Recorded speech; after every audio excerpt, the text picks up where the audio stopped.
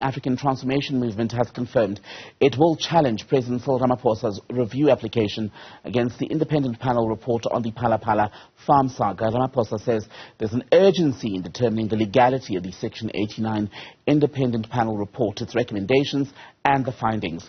He's filed that review application with the Constitutional Court. He wants direct access to the highest court in the country and says his case should be heard there in the interest of justice and the public. Well, that scathing report found the president may have violated his oath of office. Let's get you more on this fast-moving story. Bring in our reporter, Erin Bates. Erin, with me in studio. So on what grounds is ATM going to challenge the president's bid? Erin, do you know?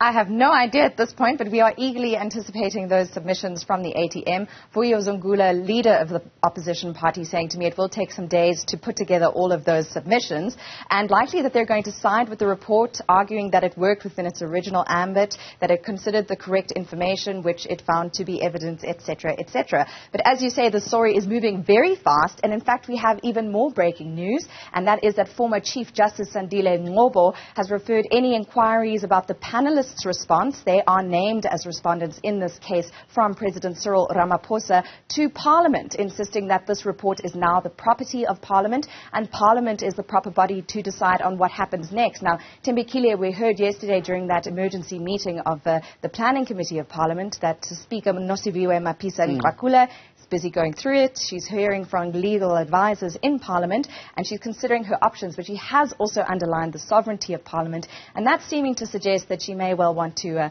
oppose the matter, but we'll hold our horses on that one until we hear from her. And the Speaker will be under pressure, Erin, especially in the next 7 days or so when this issue comes up for debate in Parliament and the issue of a vote on its possible adoption, because Parliament has been criticised in the past for failing in its oversight role.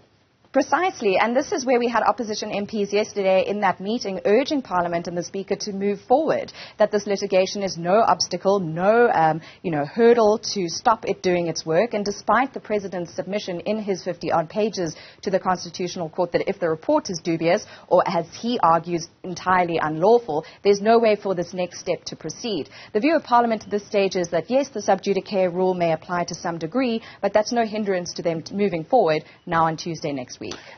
And let's go back for a moment and talk about what more the reporter said about the president.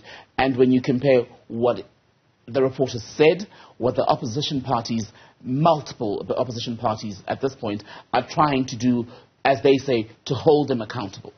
Yes, well, I think they're interesting to note that if the ad hoc committee, in terms of Section 89, were to proceed, it would be able to subpoena witnesses, it would be able to go on a fact-finding sort of expedition, which is not what the panel has been able to do. The panel has been working off written submissions. So you'll notice I had a copy of the report on air this morning, a slim volume compared to what Ngobo handed over to Mapisa and Kwakula last week. And that's because of all the attachments, the political parties' attachments, Arthur Fraser's submissions, attachments to that submission, the list goes on and on.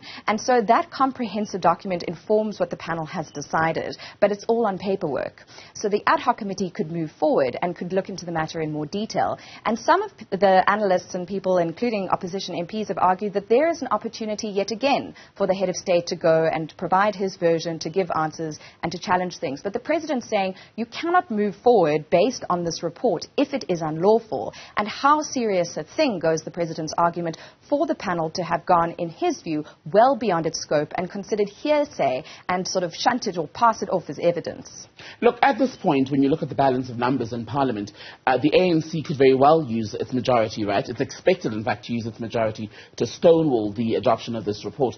But in a scenario, Erin, where, let's say, this were to even go ahead, it bears repeating that this would be the first time that a sitting president in this country would face impeachment, possibly.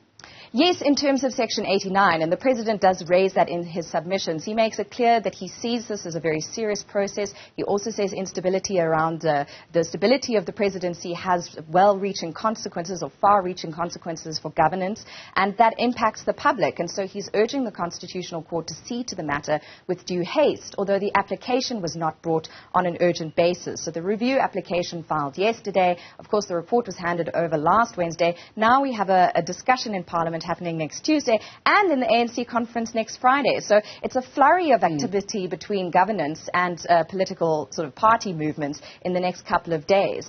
And briefly, Erin, excuse me, on party movements, I mean, yesterday when Julius Malema gave that briefing, he said, you know, they were moving in one step as far as the way in which they're going to vote when we deal with the issue of the adoption of this report, now going to happen next Tuesday.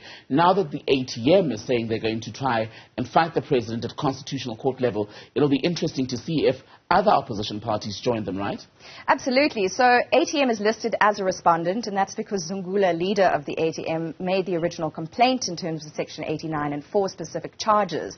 But there are many interested parties, you know, all the political parties for one thing, but also possibly, you know, non-profit organizations, civil society organizations who feel they have a vested interest in this case. And if the Constitutional Court does indeed entertain this review application, it may well sort of admit some of these non-profits and other entities as friends of the court. So then, as a friend of the court, your role is quite limited. You're really just there to provide some input and some advice and highlight relevant matters that should be on the minds of the bench when they look into the matter. Erin Bates, thank you very much for that update.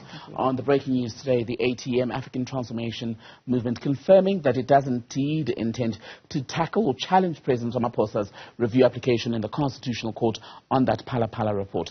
Well, still